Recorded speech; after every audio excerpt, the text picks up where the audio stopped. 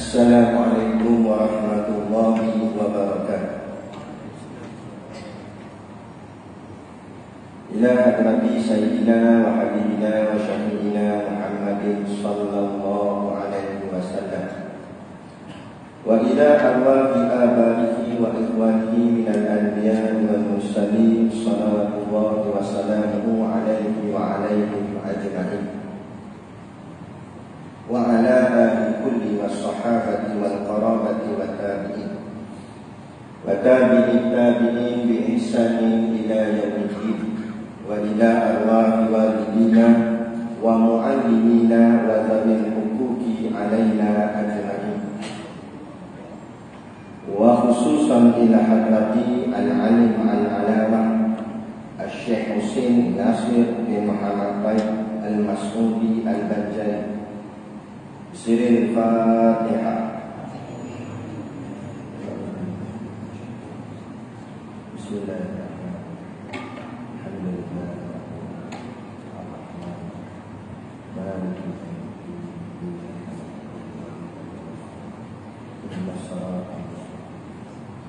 Siratal ladzina an'amta 'alaihim ghairil maghdubi 'alaihim.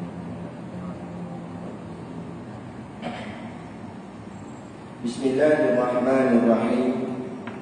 Alhamdulillahi rabbil alamin.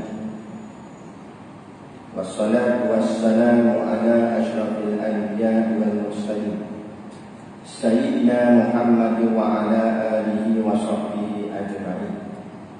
Subhanaka la ilma lana illa ma 'allamtana innaka antal alimul hakim.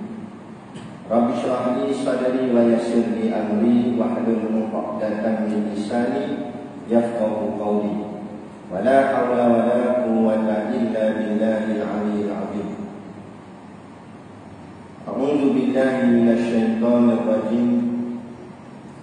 Wa in ta'uddu ni'matallahi la tuhsuha. Innallaha laghafurur rahim. Shadaqallahul 'azim, yang bermaksud wa in ta'uddu ni'matallahi la tuhsuha. Wa in ta'uddu ni'matallahi, dan jika kamu menghitung nikmat Allah yang dilimpahkannya kepada kamu, la tuhsuha, tiadalah kamu akan dapat menghitungnya satu persatu. Innallaha laghafurur rahim, sesungguhnya Allah Maha Pengampun lagi Maha Mengasihani. Amma alhamdulillah, kita sama-sama panjatkan syukur kehadirat Subhanahu wa ta'ala yang dengan limpah dan kurnianya diizin oleh Allah Subhanahu wa ta'ala pada kita pada malam ini dapat kita bersujud kembali, walaupun sepatutnya kalau dijadualkan kita sepatutnya kuliah subuh, tapi kuliah subuh tak dapat. Dan kebetulan pula malam ini saya sepatutnya di Pulau Pinang, tapi Pulau Pinang pun tak boleh kuliah. Jadi beralih. Alhamdulillah, apa-apa pun kita merancang dan Allah juga merancang, tapi sebaik-baik yang merancang itu adalah Allah. Jadi pertemuan kita pada malam ini nampak macam kebetulan, tetapi hakikatnya telah tertulis sejak azali di Lauh Mahfuz dalam ketentuan Allah. Jadi moga-moga ketentuan ini bukan hanya ketentuan kuliah, tapi biarlah ketentuan ini sampai kepada ketentuan hari akhirat nanti. Juga Allah mentakdirkan kita semua berada di dalam syurga-Nya nanti di hari akhirat kelak, insya-Allah. Amin ya rabbal alamin. Yang saya hormati pengerusi masjid dan seluruh staf kepimpinannya, para imam, para bilal, Tok Siap, yang tak dapat kita nak sebutkan namanya satu persatu, yang amat-amat disanjungi para asatizah, alim-alim ulama, tuan-tuan guru, ustaz yang mungkin hadir pada malam ini, mohonlah ditegur kepada hamba yang fakir dalam bidang ilmu ini. Sekiranya apa yang disampaikan dan dikongsikan ada salah dan silapnya, yang kita kasihi ayah-ayah, pemuda yang dirahmati Allah sekalian. Kita sambung kitab kita Usul Tauhid. Ada kitab masing-masing dah, alhamdulillah. Kitab Jawi Rumi. Tak apalah dah. Yang ada pada saya ni Jawi. Jadi cara pembacaan kitab ni, saya akan baca cara pengajian pondok. Dan pula kalau sekalipun tuan-tuan tak masuk pondok, tapi saya bawa keluar sistem pondok tu atau cara mengaji pondok tu di luar. Jadi kita malam ni kira macam memondok juga. Cuma kalau di pondok duduknya lagi rapat dengan guru. Tapi tak pula sebab ada penjarakan sosial kan. Lagi-lagi dengan guru lagi kena jarak sosial. Baik. Jadi cara baca kitab pondok, dia akan baca dari kulit ke kulit. Bukan kulit dan kulit. Beza. Kulit dan kulit, dia tengok kulit depan, lepas tu dia paling kulit belakang. Dia pun tengok harga. Mahal. Dia tak boleh. Itu kulit dan kulit tak mau. Kita nak kulit ke kulit. Kulit ke kulit ni, maknanya saya akan baca start daripada kulit depan ni, lepas tu masuk habis semua dalam-dalam dia, sampailah kepada kulit belakang. Kalau anda kata kulit belakang ni ada tulisan pun saya baca. Tapi tak ada lah. Tapi yang saya baca ni ikut jawinya. Sebab yang originalnya jawi. Baiklah, kita mula. Bismillahirrahmanirrahim. Qala al-mu'allifu rahimahullahu ta'ala wa nafa'ana wa iyyakum bi ulumihi fid daraini amin ya rabbal alamin. Kata pengarang kitab Tuan Husin Kedah, Usulut Tauhid, nama kitab fi ma'rifati tariqil iman li rabbil majid. Kalau ada yang tulis majid, tolong betulkan sebenarnya majid. Baik, jadi kita tengok pada tajuk Usul Tauhid. Dan sekali lagi saya peringatkan, dan cara mengaji pondok ni kita akan baca satu patah. Setiap perkataan tak akan terlepas. Kita akan baca setiap satu. Jadi kita baca satu-satu. Pertama, dalam kitab ni Usul Tauhid. Usul. Apa makna usul? Usul ini jamak bagi asas. Jadi maknanya kalau satu dipanggil asas, asal. Kalau mufradnya dipanggil asal. Kalau jamaknya usul. Maknanya asalnya apa dia? Asal ni dalam bahasa Melayu kita asas. Maknanya pokok utama. Macam tu. Jadi usul yang paling asas, yang paling nombor satu. Ataupun asas-asas dia, foundation. Sebab kukuhnya sesuatu benda tu bergantung kepada asasnya. Bangunan ni kukuh sebabkan foundation dia kukuh. Foundation ni tak sebis ni, tapak ni. Batulah kalau tanah tu tak kuat, dia pun akan piling. Piling tu nak bagi tanah tu kejap kuat supaya bangunan yang dibina nanti kukuh. Jadi paling asas tu paling penting. Sebab tu kalau orang yang terlibat dengan tapak pembinaan ni, construction ni, nak buat tapak tu yang paling lama sekali. Lepas tu bila dah naik tu cepat je. Tapak tu sebab dia paling susah. Sebab dia paling utama. Dia yang tapak tu yang nak tengok bangunan tu boleh maintain puluh-puluh tahun ke tidak. Kalau tapak dia tak kuat, bangunan tu tak lama lah. Baru berapa tahun lagi dah mula letak, lepas tu roboh dulu. Jadi itu tapak. Jadi tapak ni iaitu tauhid. Tapak hati kita ni, tapak iman kita, tapak agama kita, dia itu mesti tauhid.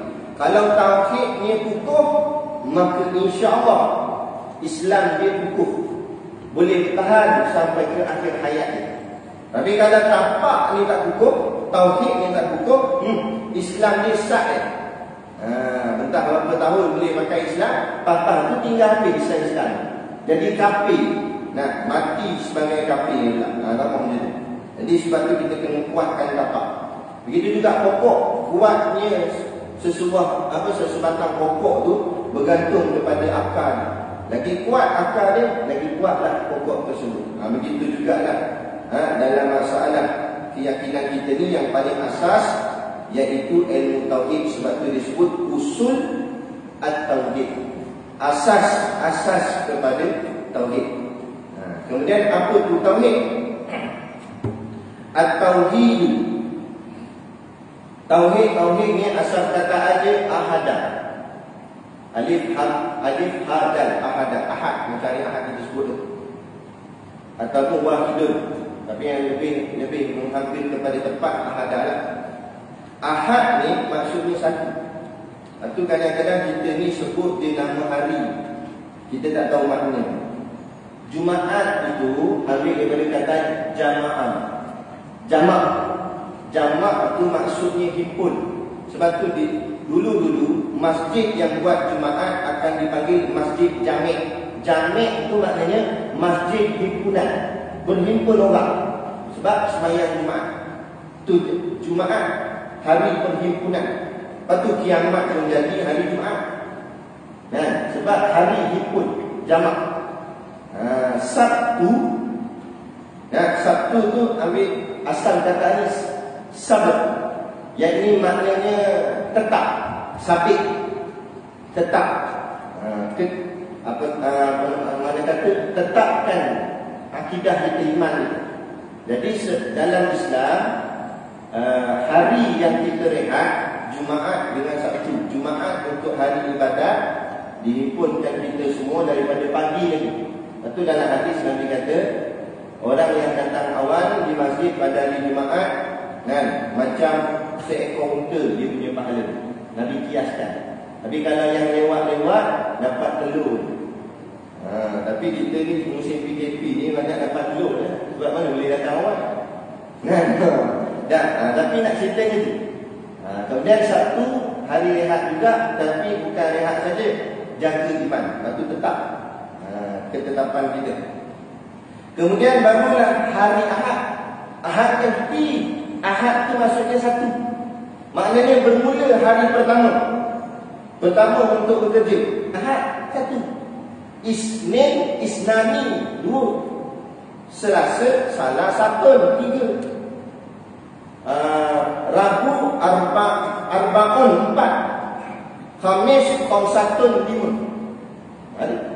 Jadi kalau ikut hari kerja, Ahad, Isnin, Selasa, Rabu, Khamis. Tu sebenarnya.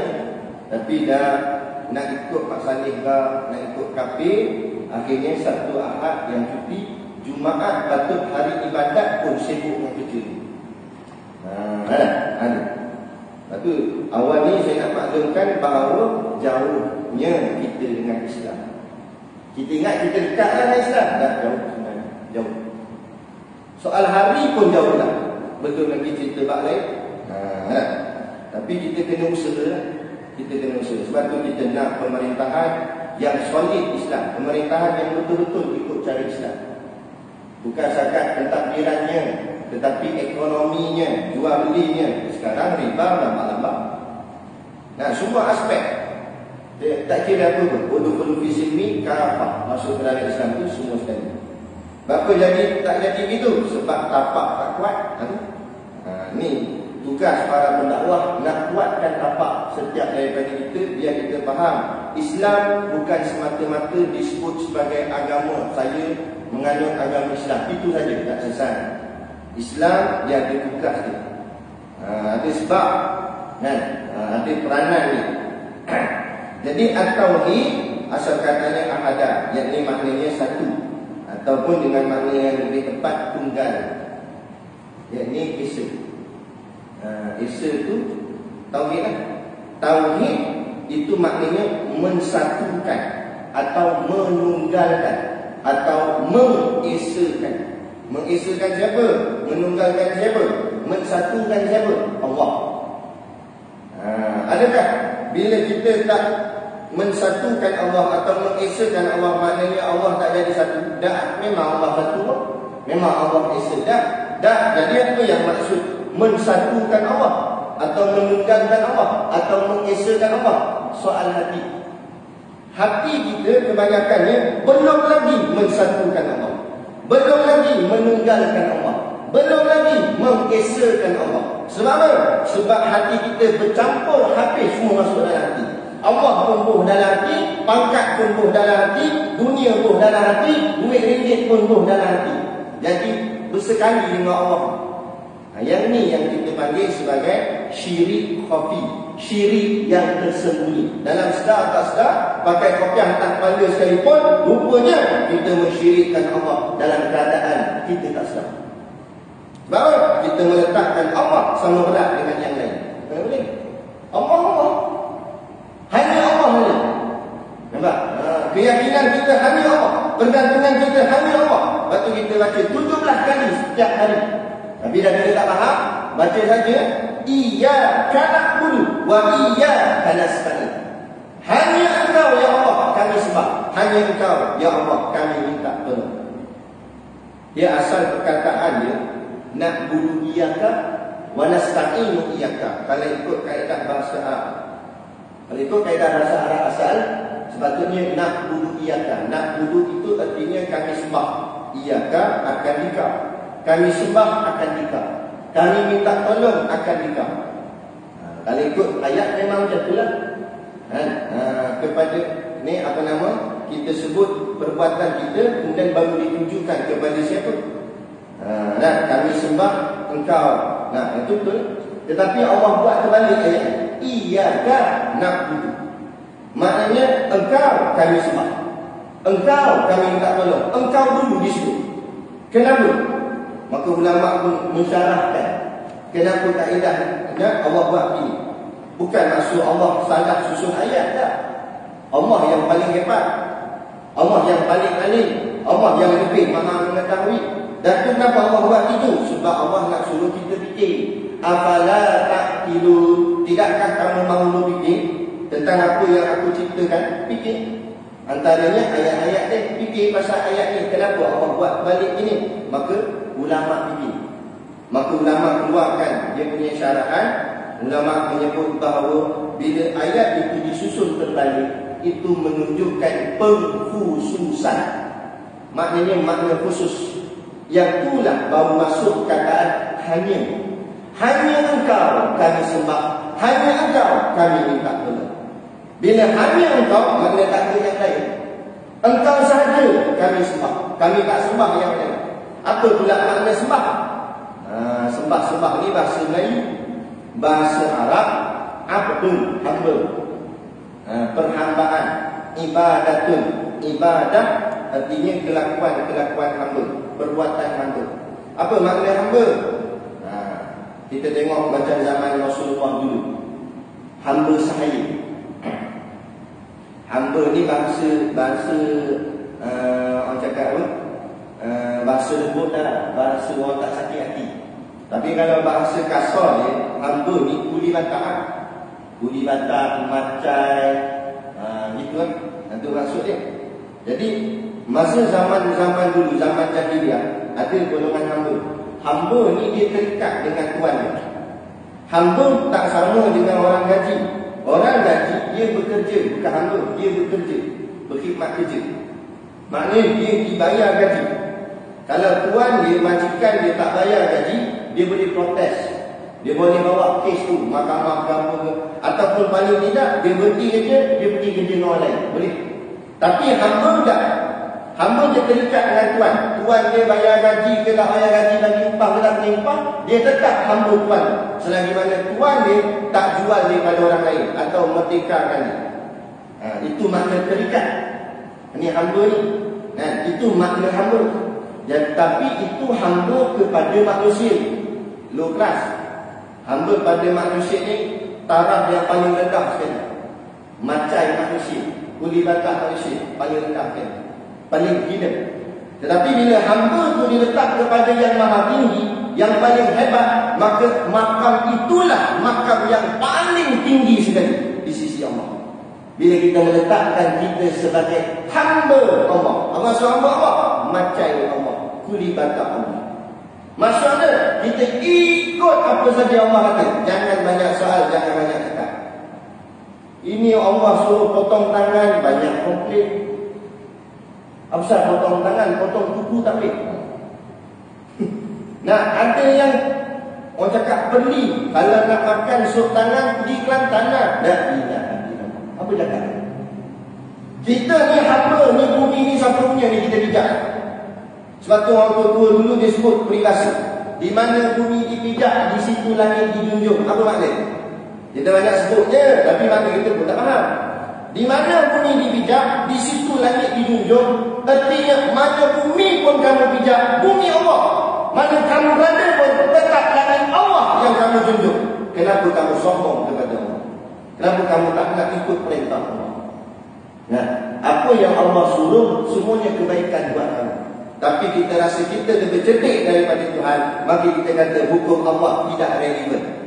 Hukum manusia lebih relevan. Sebab kita menyangka kita lebih bijak daripada Tuhan. Padahal dia tu jadi pun Tuhan yang jadikan dia, bukan dia jadi sendiri. Betul tak? Ya. Kalau hebat sangat, buatlah beras biji dia. Jangan banyak biji. Boleh buat. Walaupun dia tulis itu kilang beras. Kilang beras, dia cuma packing beras masuk dalam kapik. Dia tak boleh buat beras. Tak boleh buat. Dia cuma usaha tanam. Kalau Allah jadi kata hasil, hasil. Allah kata tak hasil, tak hasil. Dah kalau hebat sangat, buatlah. Tak boleh. Macam hari ini, Allah nak test kesombongan kita, keangkuhan kita, keegoan kita, kehambaan kita kepada Allah. Setahun lebih dah. Start daripada tahun lepas. Kalau tak silap saya bulan 3 ke bulan 4. Kan? Kalau di luar negara awal lagi, sebelum tu lagi. Di negara kita mula tersebar secara berluas bulan 3 bulan 4 bulan 4. Apa dia? Ni COVID-19, coronavirus. Kan? Kalau kata kamu semua hebat, pakar-pakar doktor, PhD lambat-lambat, selesai kan? Boleh? Tak boleh. Batu apa sombong sangat? Kenapa act sangat dengan si dia? Kembali pada Allah. Minta pertolongan Allah.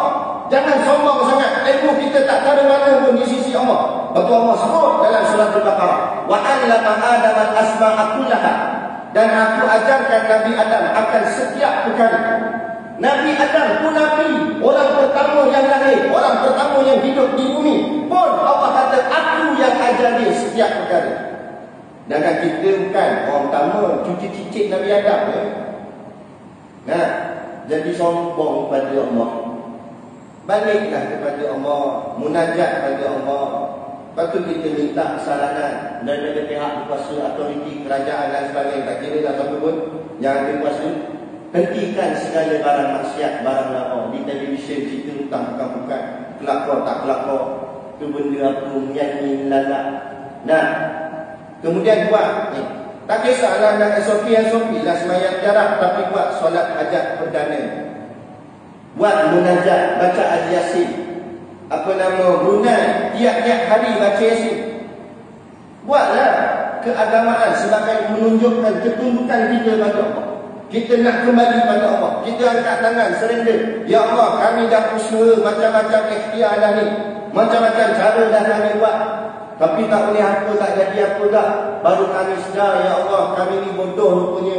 Ingatkan kami cerdik, ingatkan kami pandai. Ingatkan sebarang banyak-banyak mesin teknologi kami cipta. Ingatkan kami pandai dah. Allah hantar satu makhluk yang sangat halus sehingga mata kepala pun tak boleh tengok. Akhirnya kita tak boleh nak selesaikan juga. Dan baliklah pada Allah. Minta tolong Allah. Ya Allah, kami serah padamu, ya Allah. Baru kami sedar kami siapa, ya Allah. Sekarang kami betul-betul merintih, menangis di hadapan-Mu, ya Allah. Kami minta sangat pertolongan-Mu. Nak tolonglah kami. Patut itu. Daripada pimpinan atas, agung, sampai ke rakyat paling bawah. Taubat semua sekali. Tinggalkan segala barang maksiat. Sebab tu Allah sebut, Ya ayyuhalladzina amanu taqullaha haqqa tuqatih. Wahai orang-orang yang beriman, bertakwalah. Takwa salah satu maknanya disebut oleh Imam Al-Ghazali dengan makna takut. Takutlah kamu kepada Allah haqqa tuqatih. Maknanya takut yang sebenar-benar takut. Allah tak sebut ya ayyuhalladzina amanu taqullaha. Allah tak sebut takat dia. Kalau Allah sebut takat tu, tak apa dah. Wahai orang beriman, takutlah kamu pada Allah. Itu je ayat dia. Tapi Allah sebut haqqa tuqatih. Maknanya takutlah pada Allah dengan sebenar-benar takut. Bukan takut yang main-main. Kalau sebenar-benar takut, buat ke anugerah bintang bumi dia. Kalau sebenar-benar takut, masih lagi menyanyi melalak dalam televisi. kita macam tak takut pada Allah. Kita buat selamba lagi pada Allah. Buat macam tak risau Allah. Seolah-olah kita kata pada Allah, ya Allah, aku tak heran sikit lah kau gini. Nah, hantarlah lebih hebat daripada ini pun sikit, aku tak heran. Seolah-olah begitu. Seolah-olah kita mencabar Tuhan. Nah, jadi yang ini kita nak kembalikan masyarakat, semua manusia tauhid, nampak hanya Allah saja. Iyyaka na'budu, hanya Engkau ya Allah kami sembah. Maksudnya hanya Engkau ya Allah kami patuh, kami tunduk. Nah, ini ada pula keluar kenyataan. Kalau dia dah tarik balik, alhamdulillah. Kalau tak tarik balik, insaflah, taubat kepada Allah. Keluar satu kenyataan. Nah, dia kata rawatan Islam perlu dibuktikan keberkesanannya. La ilaha illallah. Kalau yang cakap tu sing, kalau yang cakap tu pakai rantai salib, kalau yang cakap tu Hindu ataupun Buddha, tak pelik sangat sebab dia bukan orang Islam. Ini orang Islam yang cakap rawatan Islam perlu dibuktikan keberkesanannya. Dah kamu ni agama apa kalau kamu tak yakin dengan Islam? Lepas tu saya cakap, Islam jangan nampak hanya semata-mata sembahyang, jangan hanya nampak semata-mata puasa. Islam tu agama kita. Bila sebut agama, agama ni bahasa Melayu, bahasa Arab ad-din. Apa makna ad-din? Ulama syarah, ad-din artinya nizamul hayat, yakni cara hidup. Bila kita mengaku agama aku Islam, maknanya cara hidup kita Islam. Bila sebut cara hidup, merangkumi segala aspek. Berjalan kita jalan sebagai orang Islam, berlari kita berlari sebagai orang Islam, duduk kita duduk sebagai orang Islam, makan cara orang Islam, minum cara orang Islam. Habis segala aspek kehidupan kita, semuanya berlandaskan Quran dan hadis yakni Islam. Baru itu dinamakan agama Islam. Nanti dalam kubur, malaikat muka nanti nak tanya, wa ma dinuka, apa agama kamu? Nak boleh jawab ad-din Islam, agamaku Islam, dia kena hidup mengikut cara Islam, baru dia boleh jawab agamaku Islam. Kalau sakat dekat IC Islam, tapi cara hidup tak ikut cara Islam, masuk dalam lubang kubur, bila malaikat muka nanti tanya, wa ma dinuka, dia tak boleh jawab Islam. Betul dalam hadis yang lain yang disebut man tashabbaha biqaumin fahuwa minhum. Siapa yang menyerupai satu kaum, dia datang dari kaum tersebut. Maknanya kalau kamu ikut Yahudi, Yahudilah kamu. Kamu ikut Nasrani, Nasranilah kamu. Masuk dalam lubang kubur, malaikat tanya, ma dinuka, Yahudi dijawab. Sebab apa? Walaupun atas muka bumi ni IC dia tulis Islam, tapi cara hidup ikut cara hidup Yahudi. Maka balik dalam kubur agama yang sebagai Yahudi. Tuan-tuan, ayah-ayah yang dirahmati Allah sekalian, jangan ingat orang-orang yang ditanam di kuburan Islam itu kompok Islam. Wa minan nas man yaqulu amanna billahi wa bil yawmil akhir wa ma hum bimu'minin. Dan di antara manusia itu ada yang mengatakan kami telah beriman kepada Allah, kami telah beriman kepada hari akhirat, tapi Allah jawab wa ma hum bimu'minin. Padahal mereka sebenarnya tidak beriman di sisi yang oh. Depan orang dia nampak Islam kita, kain kopiah, kain Melayu, kain dekat, memang nampak gaya Islam. Tapi hakikat dalam, bila tak reda dengan Islam, tak ikut cara Islam yang sebenar, ada cara Islam dikomplit, cara Islam dipertikai, itu macam mana jadi Islam? Nah, masuk dalam lubang kubur tak boleh jawab agama Islam. Habis jadi rosak. Inilah akidah. Kenapa boleh cakap macam tu? Yang cakap ni bukan orang biasa. Kalau Mak Rempik cakap, kita tak boleh sangat ngamun pun Mak Rempik bukan mengaji sangat. Nah, duduk main motor je. Ini yang cakap ni orang kenamaan, yang ada title, yang belajar ni sampai kolej universiti. Ini yang kita nak tunjuk pada masyarakat. Kita 50 tahun yang dulu didoktrin oleh barat. Kalau ngaji pondok, ngaji tafiz, nak makan apa, nak kerja apa, ni. Mengaji hebat-hebat sampai menara gading, jadi doktor, jadi engineer. Tapi last kali agama kamu tinggal, akhirnya kamu doktor yang lawan Islam. Kamu jadi peguam lawan Islam. Jadi engineer hantam Islam. Walaupun kamu pandai ilmu duniawi, tapi ilmu akhirat kamu tak ada. Kamulah manusia paling bodoh di atas muka bumi, hakikat sebenarnya. Sebab apa? Sebab binatang yang tak pergi ngaji pondok pun lebih cerdik daripada dia. Dan binatang tak pernah komplain ketentuan Allah, rezeki Allah. Lembu daripada zaman dulu, zaman nenek moyang kita sampailah lembu makan rumput. Ada pernah lembu komplain? Dia kata asyik rumput dia. Mekdi ada. Tak ada, dia tak pernah komplain. Dia reda Allah tentukan rumput. Kita yang jenis makan banyak ni, macam-macam Allah bagi. Daripada makan yang dalam laut, yang atas darat, yang atas udara, hampir semua binatang kita makan. Macam-macam, ikannya lah, apalah, hampir macam-macam kita makan. Tiba-tiba bila Allah perintah satu benda, kita orang yang nak komplain. La ilaha illallah. Lembu lalu sudah kita baik jadi lembu dia. Habis binatang pula lebih cerdik kenal Allah, kenal Tuhan. Manusia ada akal tak kenal Tuhan. Kenapa jadi gitu? Sebab dia lebih kenal dunia daripada kenal akhirat. Dia lebih kenal makhluk daripada kenal Allah.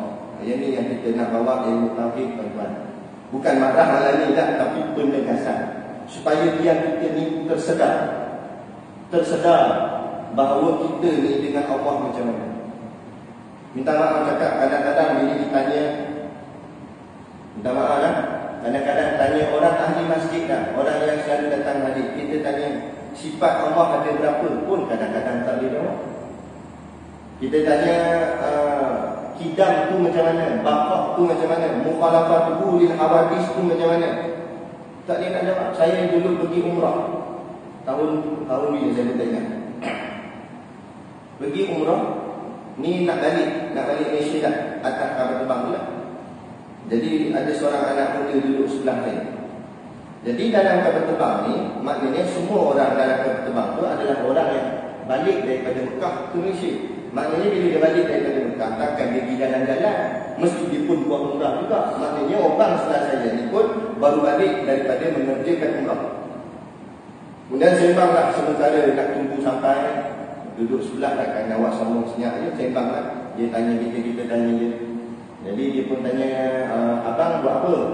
Saya kata, saya mengaji lagi, belajar. Oh, abang belajar di mana? Saya kata, saya belajar di pondok. Pondok dia. Pondok betul dah apa dia? Masa dulu dia. Orang pondok pun tak tahu orang.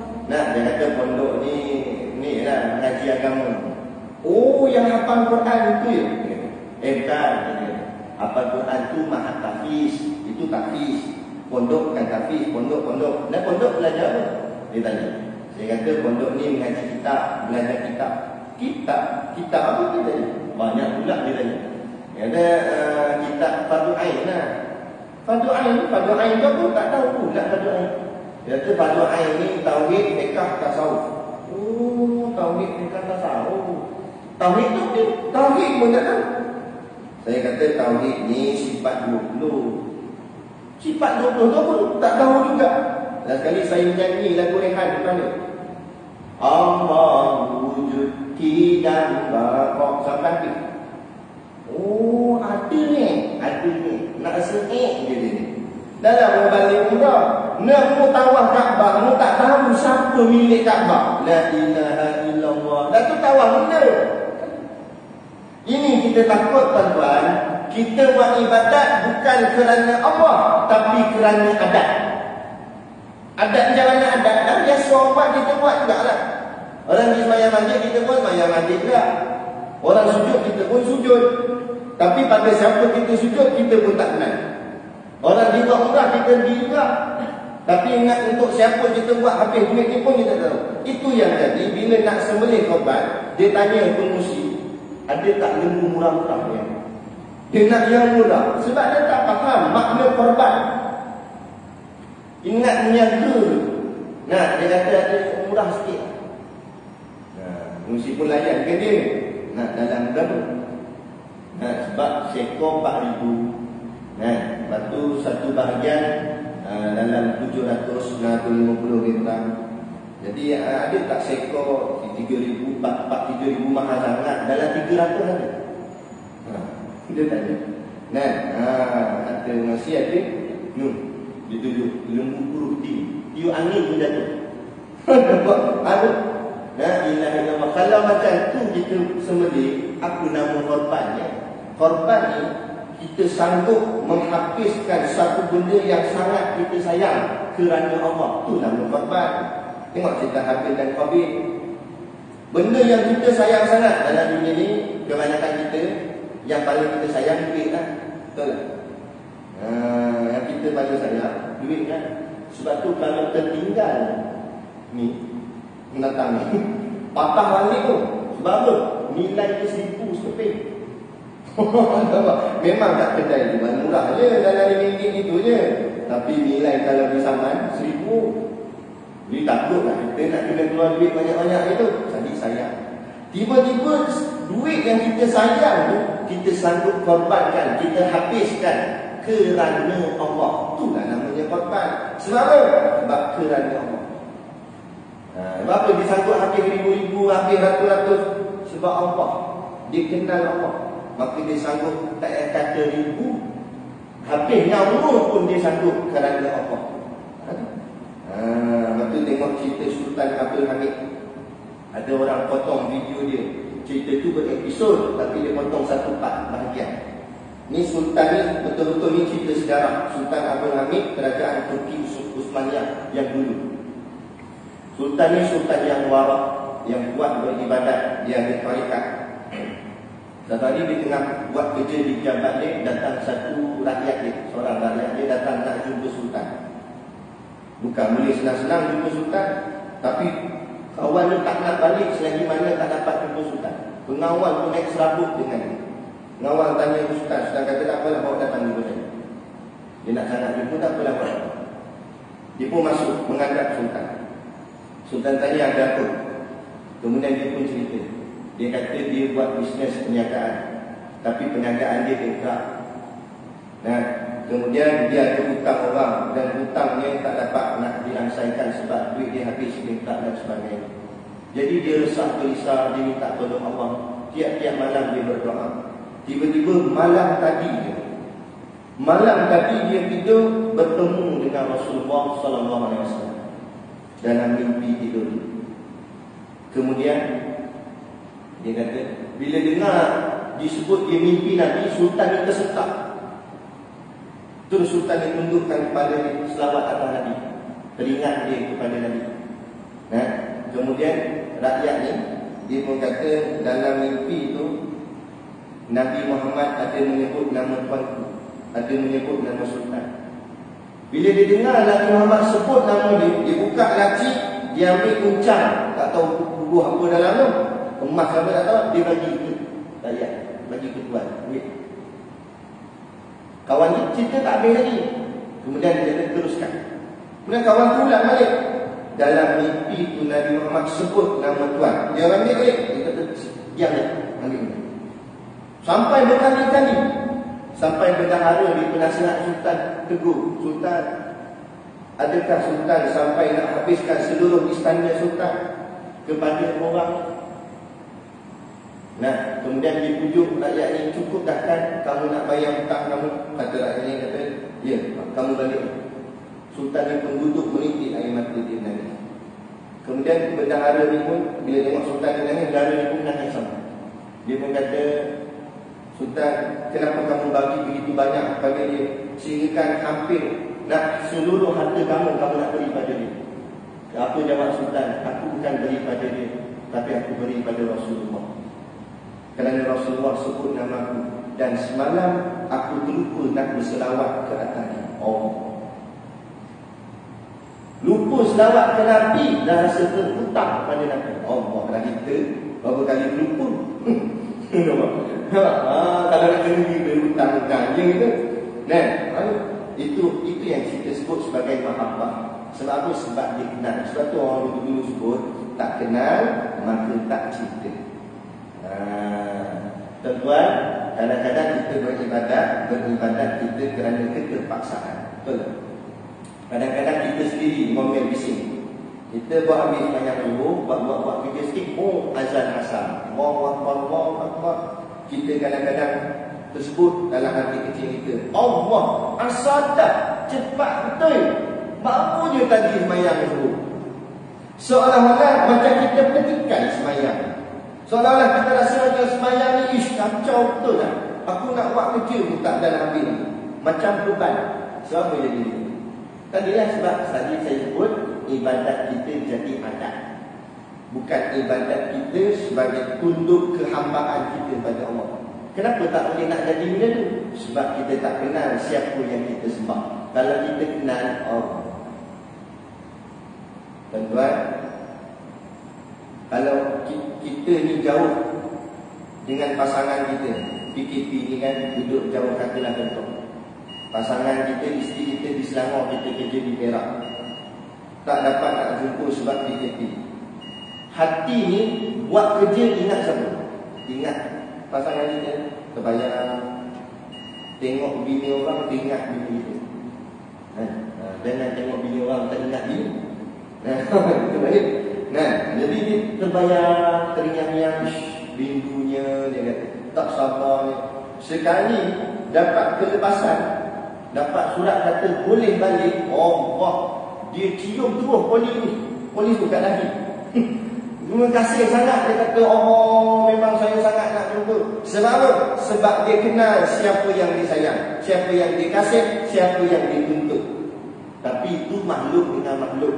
Jadi kalau hati kita ada kasih kepada Allah, sayang sangat kepada Allah, tiap-tiap kali nak ibadat, tiap-tiap kali nak semayang, kita terasa, tak sabarnya aku nak semayang, aku nak sujud kepada Allah, terasa rindunya aku dalam ibadat Allah. Yang ni yang kita nak pupuk dengan pengajian ilmu. Ini pentingnya ilmu. Supaya saya nak nampak, tuan-tuan jangan ingat kuliah ni sekadar nak menghabiskan masa, nak tunggu habis maghrib nak masuk isyak. Tu yang kita jadi duduk-duduk saja. Nampak? Sebab kita tak faham peranan kuliah, tujuan kuliah. Inilah dia untuk tarbiyah, didik kita supaya ibadat kita bukan jadi adat, tapi ibadat kita ibadat yang mahabbah, kecintaan. Bila ibadat kita makamnya dah sudah jadi ibadat mahabbah, maka ibadat itu bukan lagi dengan keterpaksaan, tapi kita buat dengan rasa seronok dan kita nak lagi. Sebab orang kalau dapat benda sedap mesti nak tambah lagi. Betul tak? Kita makan satu lauk sedap, orang tak sempat lawa lagi, nak tambah tak? Memang tambah tak. Sebab benda sedap. Itulah. Sebab tu kalau orang Allah buka makrifah, pintu makrifah ni, dia sonok dengan semayang, habis salam semayang, habis salam semayang. Tak kuat-kuat dia dengan solat. Ada orang Allah buka makrifah dia dengan zikir. Bila dengar zikir, la ilaha illallah, goyang kepala dia. Itu dipanggil zaud dalam istilah tasawuf. Maknanya dia asyik, sonok. Sampai tak terasa, Allah dah 1000 dah rupanya di situ. Sampai tak terasa ibadat. Dia seronok. Ada sahabat Sayyidina Ali, dia kena panah. Nak dekat berikat ni kena panah. Nak cabut faham panah. Nak cabut sakit. Habis saya nak buat, kata dia, tunggu aku semayang, cabut dalam semayang. Bila dia semayang, karam dia dalam solat. Fanak yang disebut oleh ulama sebagai makam fanak. Bila dia semayang, sebabkan asyiknya hatinya pada ibadat, lupa dah yang lain. Saat tu kawan dia tarik, sahabat-sahabat lain tarik panah, sedikit pun tidak bergoyang, ataupun sedikit pun tak bunyi, aduh, tak ada. Cuma kita, tak ada kata panah, nyamuk gigit, habis goyang lah. Bau nyamuk. Nak menunjukkan inilah dia perbezaan. Ibadat insya-Allah semua orang boleh buat. Tetapi kita nak ibadat yang kualiti, bukan ibadat yang kuantiti. Kita bukan nak banyak, tapi dia sikit tapi hebat. Allah akan nilai yang tinggi. Jadi itu kita nak. Jadi nak dapat semua itu macam mana? Dengan ilmu. Jadi iaitulah kitab kita ni, usul tauhid. Kita nak bulatkan biar semata-mata Allah ada dalam hati kita. Biar Allah saja pandangan kita. Sehingga kan apa saja kita buat atas dunia ni, kita ingat Allah. Nak beli rumah, aku nak beli rumah yang dekat dengan masjid, supaya hati aku berhubung dengan masjid. Apa saja kita nak buat, Allah. Ukuran kita. Kalau aku buat macam ni, Allah suka tak? Kalau aku buat macam ni, Allah sayang tak? Kalau aku buat macam ni, Allah marah tak? Apa-apa pun Allah didahulukan dalam segala hal. Barulah benar lafaz takbir kita. Allahu Akbar. Allah Maha Esa. Fi pada ma'rifati mengenal tariqil iman. Tariq artinya jalan iman li Rabbil Majid, bagi Tuhan yang Maha Kuasa. Karangan kitab ini Al-Alim Al-Alamah. Al-Alim Al-Alamah itu maknanya orang yang alim tersangat alim. Al-Alamah itu maknanya mendabulkan alim itu. Kalau alim saja biasa je, tapi Al-Alim Al-Alamah maknanya tersangat-sangat alim. Maknanya orang yang tinggi ilmunya. Syekh Husain Nasir bin Muhammad Taib Al-Masudi Al-Banjari. Syekh ni, dia ni keturunan ulama. Ayah dia ulama, tok dia ulama, tok yang dia ulama. Lepas tu turun ke bawah pun semua ulama. Anak dia ulama, cucu dia ulama. Cucu dia pernah jadi mufti Pulau Pinang. Dan sampai ke hari ini cicitnya seorang ustaz. Kalau tak silap namanya Ustaz Osman, di belah utara Kedah, kalau tak silap. Itu keturunan Syekh yang karang kitab. Tapi dia yang terkenal dengan nama Tuan Husin Kedah. Orang panggil gelaran dia Tuan Husin Kedah.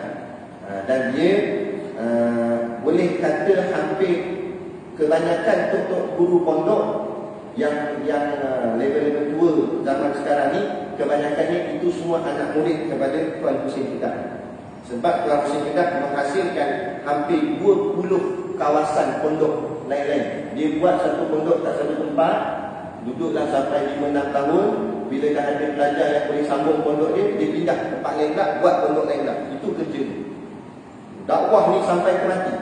Dan dia karang kitab, hampir 20 lebih kitab dia karang. Tapi kebanyakannya sudah pupus. Banyak tak ada dah. Yang tinggal berapa kerak dia? Usul Tauhid, Fathul Waisiyah, Hidayatus Sibyan, tak banyak dah. Yang antara yang kita nampak pupus masa kami nak mengaji di pondok, dalam kitab tu Hidayatul Talibin, kitab tasawuf Tuan Husin juga yang karang. Tok guru saya ada kitab, kami tak ada kitab. Tok guru tu pergi cari dekat kedai kitab. Tanya ni kedai kitab sini, tak ada. Pergi Bagan Serai pun tak ada. Last kali kebetulan saya ada program di Kelantan. Pergi Kelantan. Kelantan ni ada satu kedai kitab nama Jafar Awas. Kedai kitab dia sampai 3 lot. 3 lot bangunan tu kitab saja dalam dia jual. Maknanya kedai kitab terbesar. Jadi bila masuk dalam tu, saya tanya ada tak kitab yang Talibi. Dia nak cari memang payahlah sebab besar sangat. Dia save pakai komputer. Selesai dia kata tak ada Ustaz. Tak ada. Wah, dah pupus. Habis saya nak buat, kami foto state kitab tu guru kami. Sebab nak ngaji juga. Nak ceritanya, khazanah Nusantara ilmu ni makin lama makin hilang, makin lama makin hilang, makin lama makin hilang. Sayang, tuan-tuan, makin dah tak ada dah. Sebab apa? Sebab tak ada orang yang nak mengaji dan tak ada orang yang nak mengajar. Jadi ini antara khazanah yang tinggal lagi. Moga-moga kita ambillah ilmu ni. Tuan-tuan ambil. Saya belajar dengan Tuan Guru Siddiq Nur, tuan-tuan belajar dengan saya. Moga-moga insya-Allah kita khatam kitab ni dan tuan-tuan boleh sampaikan ilmu ni pada anak cucu pula bapak ni. Biar kitab ni berkesinambungan. Jadi wafarallahu lahu wa liwalidayhi wa lidami muslimin. Ini doanya. Moga-moga Allah ampunkan ibu bapanya dan seluruh kaum muslimin, yakni semua orang-orang Islam. Amin ya rabbal alamin. Jadi kita malam ni kita habis membaca kulit kitab. Kemudian kuliah yang akan datang, jika diizinkan Allah, kita akan bermula dengan muka surat 2 bagi kitab Jamli, iaitu dengan bermulanya kalimah Bismillahirrahmanirrahim. Kita akan syarah kalimah Bismillahirrahmanirrahim. InsyaAllah. Boleh?